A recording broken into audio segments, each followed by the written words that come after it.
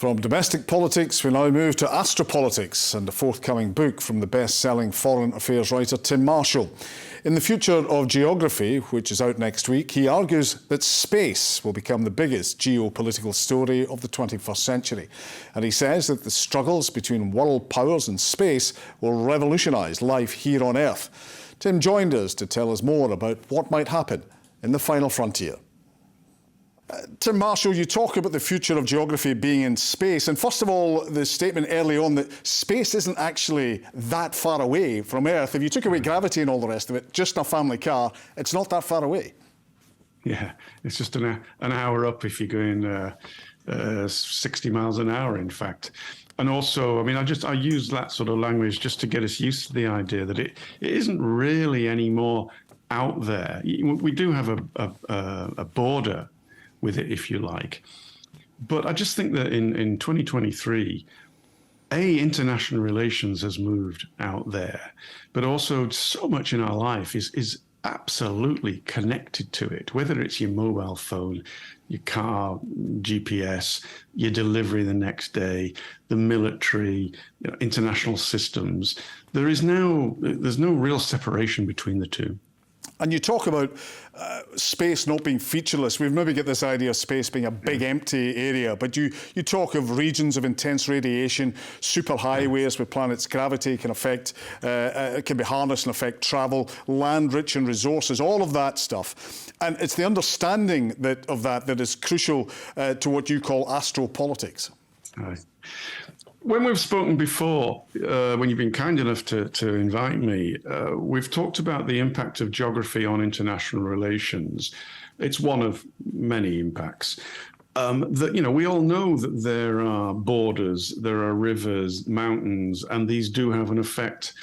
And I wanted to take that template and put it out in space to let us try to better understand there is this geography.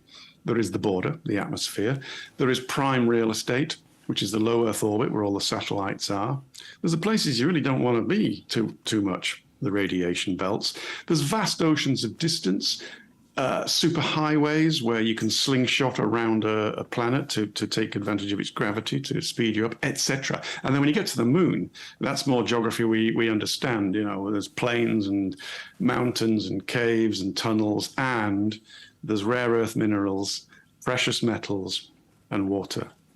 On Earth, we have international laws that generally try to govern what nations do. And we do have laws for space, but are they fit for purpose?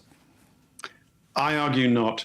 And it's not because I want not to be fit for purpose. I just don't think that the rules and regulations written, drawn up and signed by many, but not everybody, in the 1960s, they just don't really relate to the situation that we have now.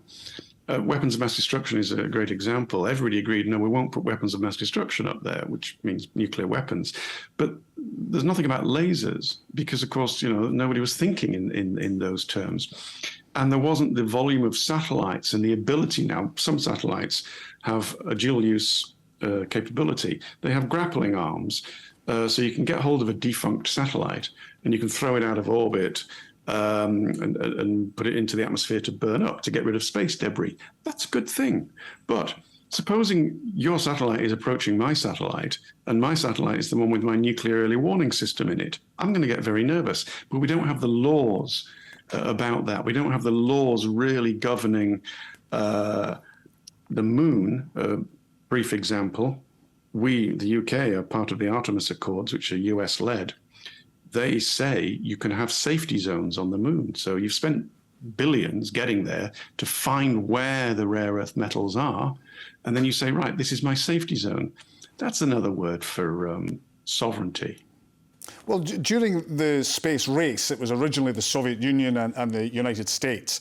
And latterly, they began to collaborate, the International Space Station. But you've now got other players like China involved in all of that. So how does that change the dynamic? And is it now a race to win space?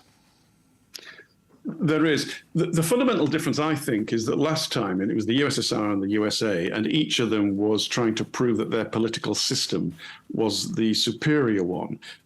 Kennedy spelt it out that, we need to win this race so that people who were wondering which road to take know to take this road. And of course, they did win it. So there was a real ideological bent behind that race, as well as military. This time, Russia is very much the junior partner in the China-Russia relationship, both on Earth and in space. In fact, all the politics that we have here is now mirrored in space. And then the USA is the other big player.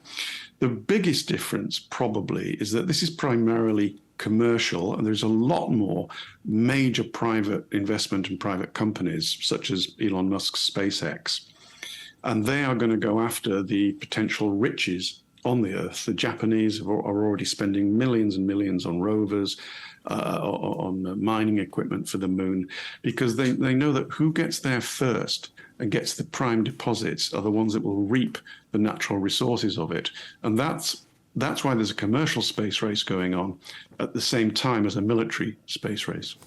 You quote in the book, each time humanity has ventured into a new domain, it has brought war with it. What are the risks of that in space? They're tempered by, it's called the Kessler syndrome. If you had what we like to think of as a sort of shooting war in space, which is basically Star Wars and, barrel rolls and lasers, well, you can't actually do that because of physics. Nevertheless, if there was some sort of shooting match between satellites or from the ground upwards, and 4 countries have already tested, they've fired a ballistic missile from Earth at one of their own satellites and blown them up, creating space debris. What the restraining factor is that if you create too much debris, basically it will go around and around and around and have what's called the Kessler effect, knock out all the satellites, and everybody will lose badly. It's a sort of version of mutually assured destruction, MAD, as it was called in the 60s with the nuclear arms race. That is not to say that because we don't have the laws and because there is the arms race going on, I think that there will be not necessarily a war in space, but I do think there is already an arms race, and I think that's going to get worse. I think it's inevitable that the satellites eventually will be armed only for defensive purposes, you understand. But just as, when you venture out into the sea, you end up with ships that are Navy fighting vessels. And when you venture up into the air, you end up with fighter jets. I think it's impossible that we won't end up with something similar in space.